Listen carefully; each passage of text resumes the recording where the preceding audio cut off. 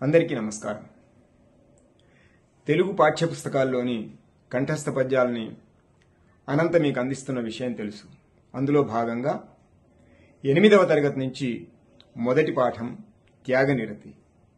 నన్నయ్య రచించిన మహాభారతంలో నుండి తీసుకున్నటువంటి పాఠం ఇది.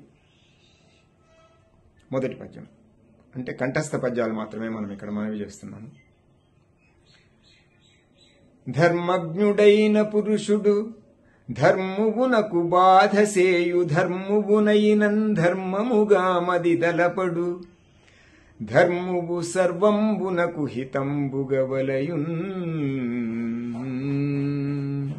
అని డేగ చెప్తూ ఉంటే దానికి సమాధానంగా శివి చక్రవర్తి ప్రాణభయమున వచ్చి ఈ పక్షి నన్ను ఆశ్రయించెను ఆశ్రితునెట్టి అధముడైనా విడువడని నను నేనెట్లు విడుతుదీనిన్ ఆశ్రిత త్యాగమది ధర్మువగునే చెప్పుమా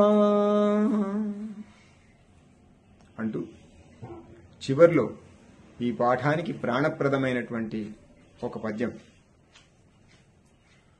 అని ననుగ్రహించితి మహావిహగోత్తమయంచు సంతసంబున శిబి తత్క్షణంబ అసి పుత్రికనాత్మ శరీరకర్తనంబనఘుడు చేసి చేసి తనయంగమునంగల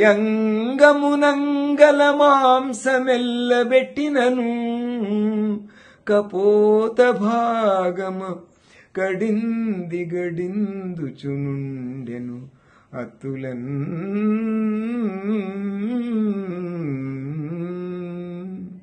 నమస్తే.